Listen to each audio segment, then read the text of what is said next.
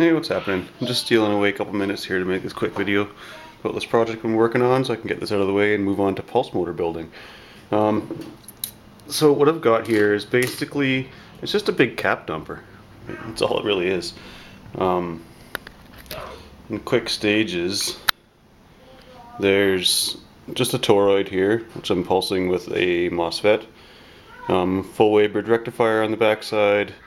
Capacitor is tied to ground. So it's actually,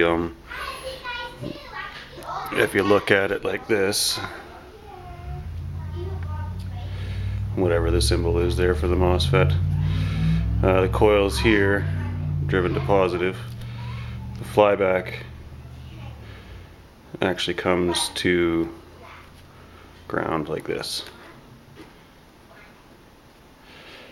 Right, and then that's the only N channel component here. So lots of this kind of stuff that I build is just, I'm using parts that I've got around the house. Obviously, look at this, it's a mess.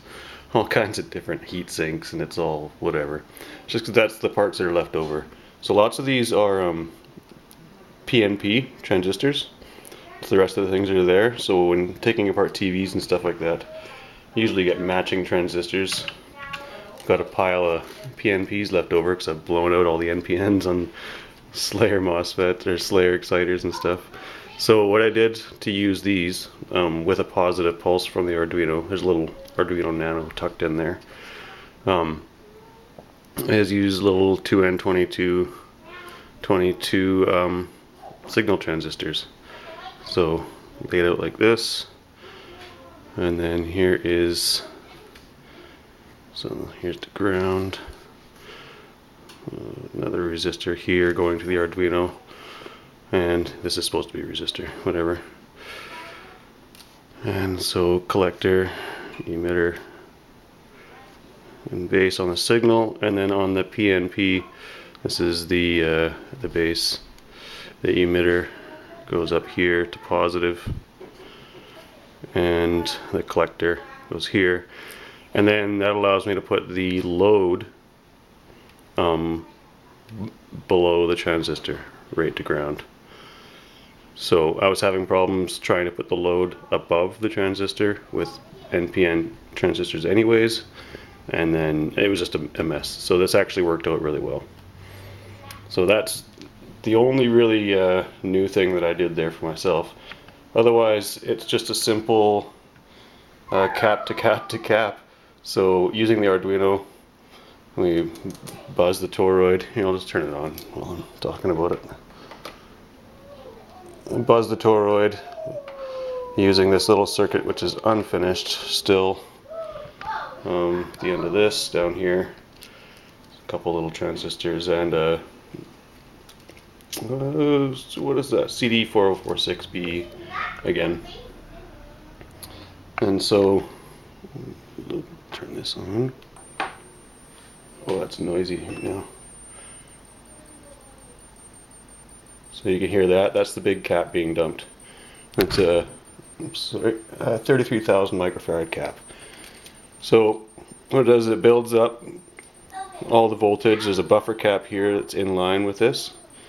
As soon as it reaches, this guy reaches the desired voltage, it shuts the valve to this. This is isolated. Now everything, all the ringing and everything from here goes into the buffer cap. And the flyback cap also dumps into the buffer cap at that time. So, and then this dumps while it's separated again.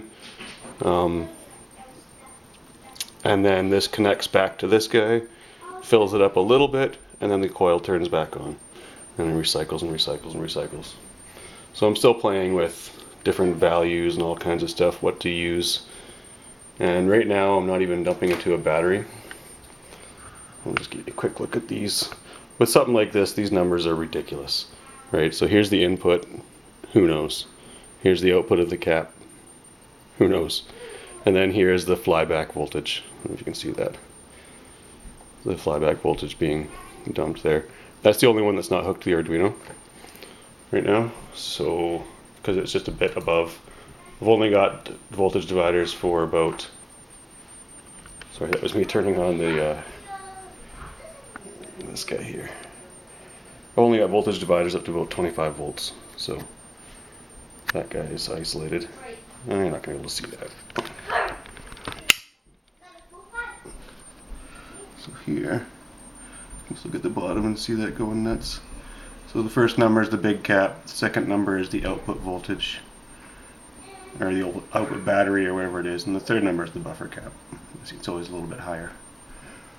And right now I'm outputting to this water cell here, making some bubbles. And yeah, that's about that. So it will, because it isolates everything, it will loop back to the source. So I'm going to be trying some diseased old lead acid batteries, see if it'll heal them from their own power. And we'll see what happens. Anyways, there you go. Cheers, man. Time to start pulse motor building. Later.